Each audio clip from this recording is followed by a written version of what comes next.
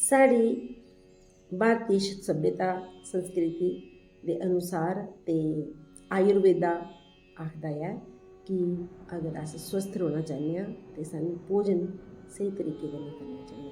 तो सही तरीके कन्नै भोजन जिहड़ा है वो दिन विच आयुर्वेद के मुताबिक 2 बारी करना चाहिए, सवेरे ते शामी।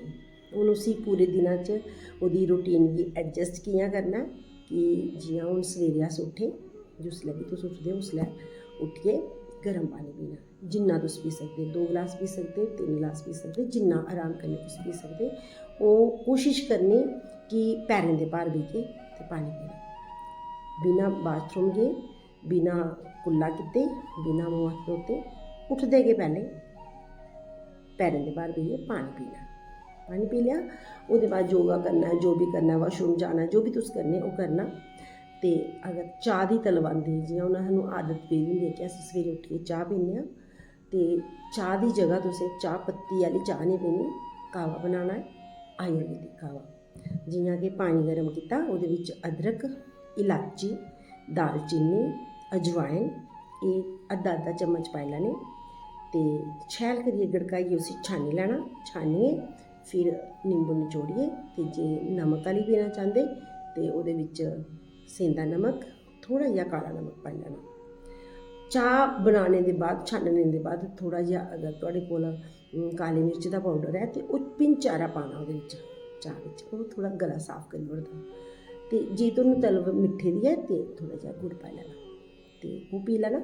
ओह्दे बाद 10 बजे कोला लग्गे ते 12 बजे दे बिच तुसें शैल भोजन करना।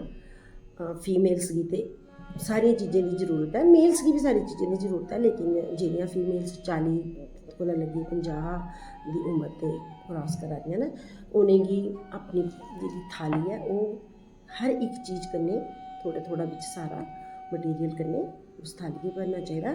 जि'यां कार्बोहाइड्रेट्स, प्रोटीन्स, मिनरल्स, फैट्स, सब कुछ होना चाहिदा, क्योंकि शरीर गी सब कुछ चाहिदा होंदा।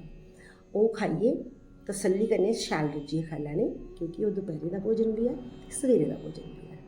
ओह्दे बाद अगर बड़ी ज़्यादा भुक्ख लगदी है, क्योंकि स्टार्टिंग बिच थोड़ी भुक्ख लगदी गै जे अस 3 टाइम खाना छोड़चै, ते दपैह्री आह्ले टाइम पर थोड़ी भुक्ख लग्गे ते तुस मखाना खाई सकदे रोस्ट करियै, जां फिर काले चने खाई सकदे, जां फिर सैलड खाई सकदे, फ्रूट सैलड होई जाए, सलाद फ्रूट दा होई जाए, जां फिर सब्जी दा सलाद भी खाई सकदे, जो भी गाजर वगैरह तुस खाना चांह्दे खाई सकदे।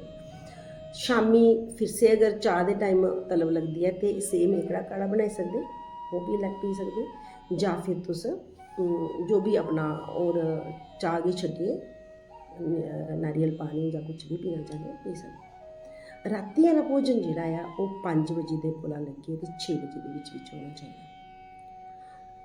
शामी आह्ला भोजन बोलदे कि सवेरे आह्ले भोजन कोला थोड़ा जिहा घट्ट होवे ते ज़्यादा अच्छा है, पर जिन्नी तुसेंगी भुक्ख है तुस आराम कन्नै खाई सकदे। अगर तुस 5 बजे कोला 6 बजे दे बिच खा दे ते तुस ओह् भोजन बी रज्जियै खाई सकदे, क्योंकि शरीर गी सब कुछ ताकत चाहिदी है, सब कुछ खाने की जरूरत भी है, इस करियै तुस शामी आह्ला भोजन भी शैल खाई सकदे, पर 5 ते 6 बजे कोला पैह्लें खाई लैना, 5 बजे दे बाद 6 बजे दे पैह्लें।